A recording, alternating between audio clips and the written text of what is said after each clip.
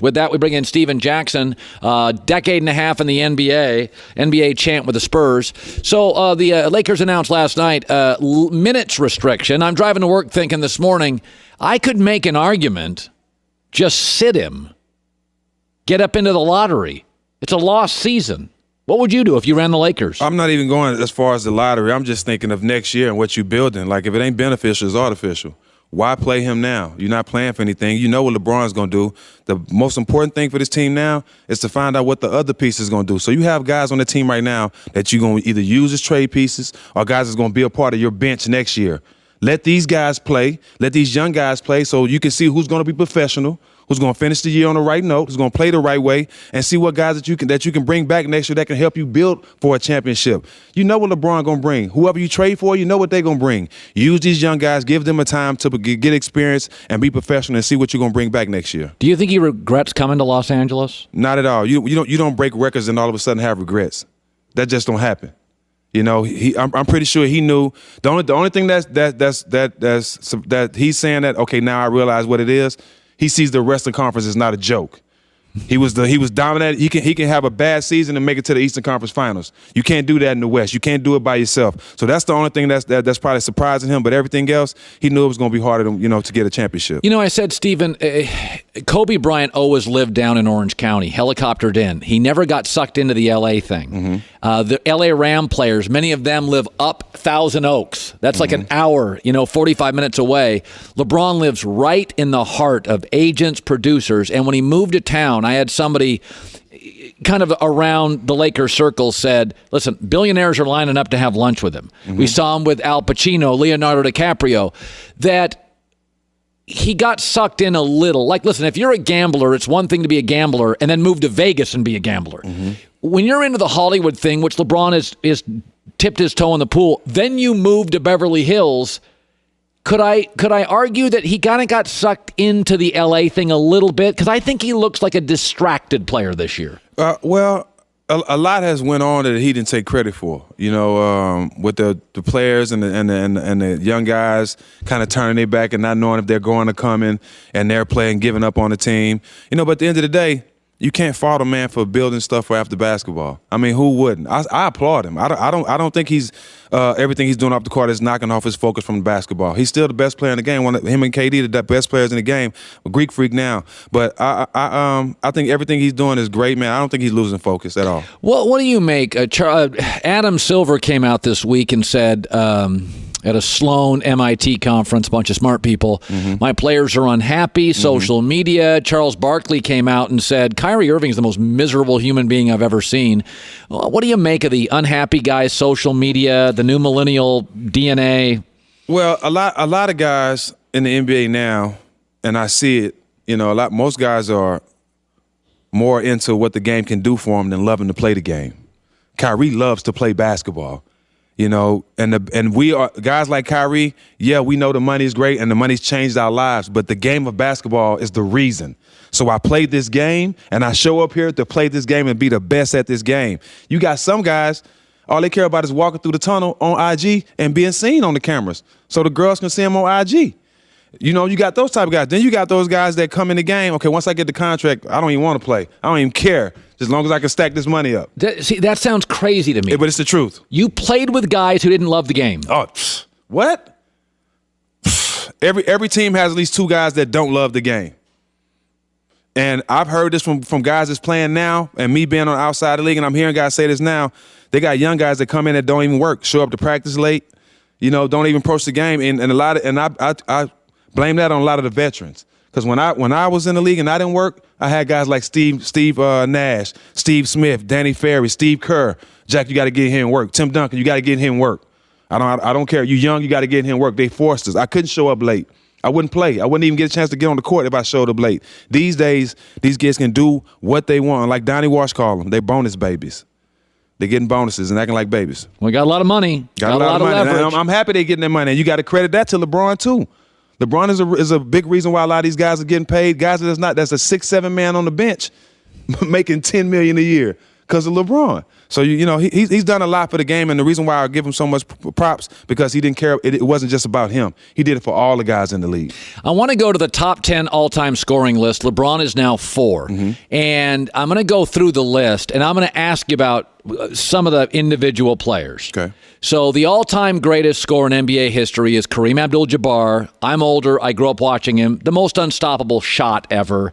The sky hook. Between his size, the way he shot it, and his left hand, it really was an indefensible shot. About 75 to 80% of his points came from that shot. If I say Karl Malone, number 2 scorer, were you a Karl Malone fan? Not at all. Why not? We never got Utah games on our feed in Texas. Like Utah wasn't a big team nobody wasn't buying Utah jerseys. You didn't see nobody with a Karl Malone or John Stockton jersey on the rap videos. So nobody knew nothing about Utah. No, I was not a Karl Malone fan. Really? No. His game didn't do anything for you? No. It wasn't above the rim. I like Barkley, but I think Barkley was better than Karl Malone. So do I. Kobe Bryant. What do you make of Kobe Bryant? Did you love him? The best scorer ever. He had so much in his game. Like most moves ever. The best scorer ever to me. You guarded him a lot? Yes. How'd it go? I had some good nights against him, but he never gave me 50. And he probably gave me 40 a couple times. But LeBron is the only player I feel like if he had the attitude Kobe had, he could have gave me 50 every night. And I've never been given 50 in my career. But if LeBron had Kobe attitude, he could have destroyed me every time. So Kobe's attitude was a big part of it. Relentless. I'm coming at you all game on both ends of the court. If I need to guard you, I will. But I'm coming at you all night, every night. Let's go to 5, Michael Jordan. You didn't face a ton of him. I played him once. One time when he was with the Wizards. And he was not nearly as vertical then. But he wasn't that vertical, but he still was getting his shot off. He still was Michael Jordan. Every time he got the ball, everybody. He's still Michael Jordan. You know what I mean? Mike is my favorite, man. I mean, if I had to put players down, I'd go Kareem, Jordan, Kobe. But Mike is my favorite player of all time. Dirk Nowitzki, number 7. What do you make of him? I say he's the best Euro ever, and the first 7-footer who was an elite shooter. Well, he's probably the best Euro ever. But you got to think, go back to Jersey, that number 3, Petrovic. He was a problem. So Dirk didn't do much for you?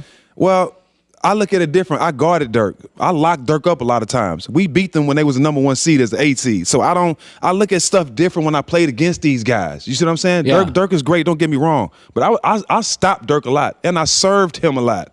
So I look at it different. Dirk's a great player, but he wasn't a problem to me. By the way, you played with Tim Duncan, not on this list. It always surprises me that Duncan also played within a system, like a Tom Brady. He played within a system. It wasn't reliant simply on Duncan, although he was a remarkable player. Is he the best teammate you ever had? I think as far as careers, I think Tim Duncan had the best career of anybody I've played with. He's the best player I've ever played with by far. The best player I've ever played with. How much was attitude? How much was game? It was everything. Leadership. Teammate, leading by example, being a brother on and off the court. Tim, he did everything. Like he did everything, and he gave me a title that I hold on to the rest of my life, being an ultimate teammate. Finally, I talked to somebody inside of LeBron's circle yesterday, and they said this year gave them clarity. And that they know who they can depend on and who they can't. It gave them clarity, even though they acknowledged it was a really bad season. Injury, optics, all that. It gave me clarity, too, and here's what it showed me. LeBron's always played well with shooters. This is a shooters league, and the Lakers don't have any. And I don't think you can go from no shooters on a roster to several in 1 year because everybody in the league's trying to get shooters. I don't see Anthony Davis as solving their biggest problem. They're 29th in threes. That's not the game anymore. I always say that if they traded Anthony Davis, that's still not guaranteeing the championship. Oh, God, no. Not even close. You got to make other moves. And even though we all knew that Bron wanted shooters here, what shooters did they bring in? They didn't bring in no shooters. They brought in some guys that were veterans. They didn't bring in no shooters. They had Brook Lopez. Let him go. Brandon, and I don't even consider him a shooter. I mean, he can knock down shots, but I'm talking about Kyle Korver. I'm talking about guys. That's the guys that LeBron need around him because he takes in so much attention. Guys have wide open shots. If you can't make a wide open shot playing with LeBron, you don't need to be on the court. Good seeing you, bud. Welcome back. Chris Haynes broke the story. Senior NBA insider, Yahoo Sports. Used to cover the Cavs for the Cleveland Plain Dealer and the Warriors for the place I used to work at. So you broke the story on the minute restrictions. What are we talking, 22 minutes, 24? How much LeBron are we getting? I was told that it was around 28-32 is what they agreed upon. And, on back-to-backs, whether it's the first game or the second, his trainer, Mike Mancia, will consult with LeBron and see where he feels, and they'll let the organization know which games they'll be sitting up, as it pertains to those. Now, look, I've covered LeBron, been around him a while. There's one thing to have something planned. This is the plan moving forward. It's not a shutdown. I'm dubbing it a cool down for the rest of the way. Now, it's one thing to have it planned, but to actually have LeBron go and follow through with this minute restriction, that's another thing, because numerous coaches have tried to get him to play under a certain amount of minutes, and he's always fought through it and still end up playing close to 40 minutes. So I'm looking forward to see if he'll stick with the script. You have covered him for a long time. I was talking to somebody in his circle yesterday that said, this year kind of provided clarity, who we can count on, who we can't. It created clarity for me, which is the Lakers don't have any shooters. It's a shooters league, and you can't go from no shooters to a bunch of them in one off season. I don't think Anthony Davis solves it if they land him. And I'm not trying to overreact here, but I look at what they have. I look at what they'd have to give up to get Anthony Davis. I look at the lottery, which they're in right now, but a very little possibility to get a top 4 or 5 player. I don't see a ton of light at the end of the tunnel. I really don't. Well, the thing is, if they're able to land Anthony Davis, and I think that's going to be the big home run that they have to try to knock out over the offseason or at some point into next season.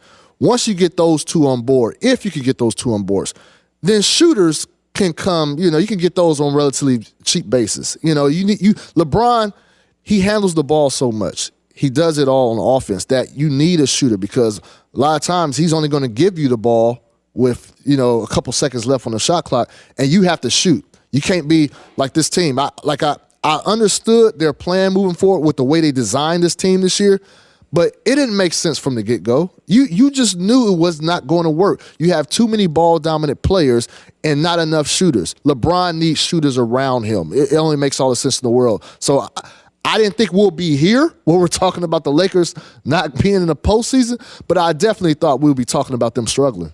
I've always felt that this is a weird team. I was told LeBron had complained, and complain's a strong word. He had said to people close to him in January, this roster doesn't make any sense. It's young guys I don't know. It's kind of old, weird guys who I don't connect with. Does he have a best friend on this team? A best friend on this team? Well, the guy, who we see him communicating with the most is, Rajon Rondo. Right. As a veteran, a proven guy who has a championship experience. But look, you look at the core group of players on this team when you're talking about Brandon Ingram, Lonzo Ball, Kyle Kuzma. That's almost a decade gap between them, a little bit over a decade between them and LeBron James. And so there's a disconnect there. On the court, everything's fine. They're basketball players. You would think that they would figure it out. But just gelling beyond that, it's kind of impossible. Even when LeBron and Kyrie were playing together, the gap wasn't that large like it is now, but it took their time. It took time for them to kind of blend and form some chemistry and try to develop a bond off the court. It wasn't the best, as we know, but it was better. They were more together than what LeBron is right now. With this, there are Chris Haynes joining us. There are varying reports on LeBron's influence over the roster. Mm-hmm. Can you confirm or deny his influence? How much say does he have on personnel? Well, I think obviously, he's LeBron James. They're going to come to him before a decision is made and get his opinion. Now, I don't know that LeBron has the overall say on yay or nay, but no, definitely they're going to get his input and get his feedback. And look, you would hope, LeBron always talks about this. He's like, I just play the game. So you would hope that if Magic or Pelinka feel strongly about a certain player, and then they do go to LeBron to get his input, and LeBron says no, you will hope that Pelinka or Magic, if they feel strongly, will stick by it, because this is their team, this is their roster. I haven't heard anything saying that this season that LeBron did anything like that. But look, he does get input. You know, he doesn't want it. He doesn't want to have overall say-so on roster personnel. But he does have say-so on the coach, and it does look like he's never connected with Luke Walton, especially post-injury. Well, look, I covered LeBron when he was over in Cleveland, when he came back, and when they hired David Blatt. Could you sense immediately it didn't work? Well, for sure. You couldn't practice? No, it was probably after the first week. You knew it? Yeah, you just knew it. Why? It wasn't just Bron, but it was the way they interacted, the way they responded to him, the way usually like when there's a revered figure, that's a coaching figure. Usually when he says something, like take Golden State for example, which kind of blew up what KD said about Steve Kerr.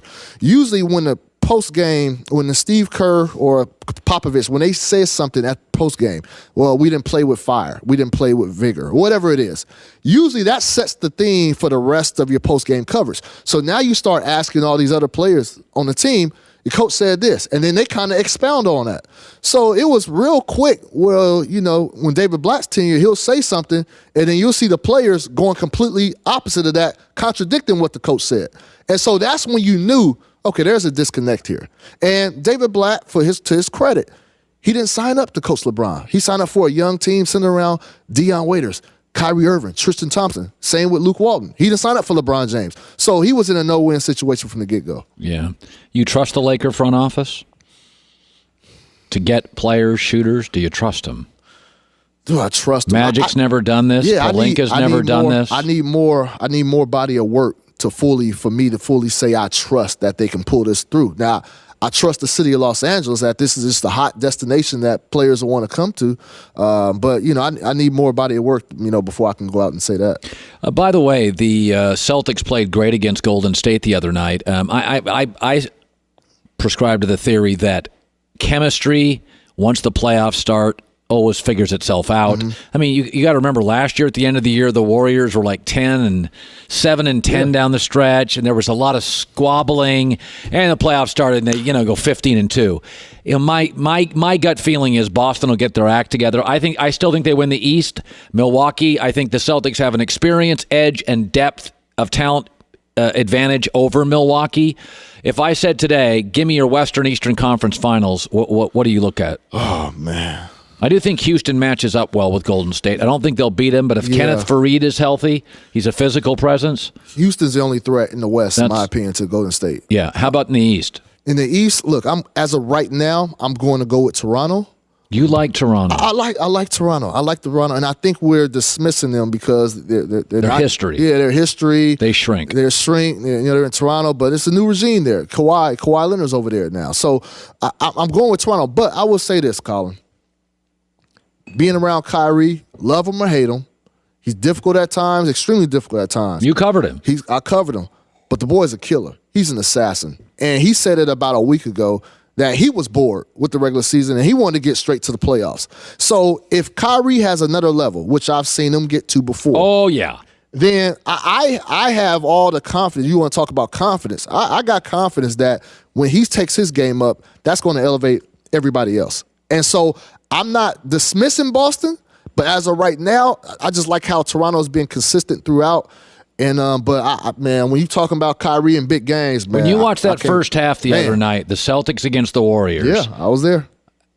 I mean, I was there. That was the best I've seen Boston play in 2 years. They looked incredible. Hayward's playing well last 2 or 3 games. Yep. If Kyrie can take that next step, which he's more than capable, if Gordon Hayward could get any resemblance back to the form he was in Utah, man, I mean, if that happens, we haven't seen the real Boston team all year. By the way, I had this topic earlier this week, Joy and I did. I've been watching the NBA since the 70s, and I said, here are the faces of the NBA. Okay. And it's always been a great player. Now, you have to be a great player. You have to have either a huge flair to your game or your personality, usually. Kareem has never been the face of the league because he had sort of an aloof, brittle personality. Barkley had the personality, not quite the game, although he was great. Wilt, Dr. J, Bird, Magic, Michael, Shaq, Kobe, LeBron, and I said, who's the next face of the league? Kevin Durant, similarly, is a little brittle, has a little bit of an odd personality. Yeah. Some say Giannis, although Milwaukee, no playoff success, didn't domestically play high school or college. I didn't know who he was until year 3. Mm-hmm. Who is to you the face of the league next 5 years? In order to be the face of the league, obviously you have to be at the top of your game, one of the top 3 players in the league. These guys all won titles. They all won titles. You have to be personable. You have to be somebody who is wholesome. Well, it's interesting because wholesome matters. It's an interesting word. Whereas Iverson wasn't seen as wholesome, and it hurt the ratings. Joy argues that Giannis is not polarizing and that all of these players, maybe not Dr. J, but they were all kind of polarizing. Yeah. So in that case, Colin, so I would say this. If we're dismissing LeBron, we're taking LeBron out of the equation, I would say Steph. That's my go-to right now. Steph, the face of the league, because it's polarizing. 3-point shooting, we never seen anybody shoot like that. He's a wholesome guy, somebody the league can push. Kevin Durant has the temper, moody, league really can't push somebody like that. But let's bring up Giannis. I know, people can't pronounce his last name, but I will say this. There's never been a foreigner who's been the face of the NBA. Ever. He has the chance, the potential to get it to that point. Well, if he shows a little bit more personality and wins on the court. It's interesting, Durant and Steph, because there's been 2 tandems since the 70s, since the 60s that have been the face of the league. Shaq, Kobe, Magic, Bird. Mm-hmm. It could really be Durant and Steph. I mean, if you just say it out loud, Durant, Steph win the championship this year. The Lakers are a train wreck, and Steph, Durant win the title again next year 4 times. They're the face of the league. They are the face of the league. Now, the only question is, we don't think they're going to be together. But if they win, I said this before, when Durant won his first championship, 5% of the people, 10% said, Durant's better than LeBron, and it washed away in a week. Yeah. Then last year, about 20% of the people, 25, for about 2 weeks, Durant's better than LeBron, it washed away. If he wins this year, Durant, and is the MVP in the finals, about half the people with LeBron not making the playoffs. Yeah. So my takeaway is, if you don't leave and go for a 4th, more people than not will be on the, LeBron can barely make the playoffs. Yeah. That would be the difference. LeBron not making the playoffs, and then Kevin Durant goes on and has a tremendous performance in the finals, win the championship, finals MVP for the 3rd straight year. That's when you'll see more people jumping on the bandwagon saying Kevin Durant is the best player in the league and is the face of the franchise. But no, the tandems, if you're talking about tandems right now, that's Steph and KD. That's the only one. That's it right now. That's it. But still, even with KD, he's not he's KD. It's he's prickly. Yeah, he's prickly. Steph is the guy who smiles and, he has his routine before games and everybody wants to come and see him do dribbling and shooting. That's why I think, he would be the face. But remember, Steph's, he's up there. It's not like he's going to have it to be the face the next 5 years. You got to be somebody younger. And that's where you got the guys like Giannis, potentially Anthony Davis, guys like that. Yeah, I feel like I've been waiting for Anthony Davis. I'm just waiting for him to be special in the postseason. Good seeing you, Chris. Thank you, Tom.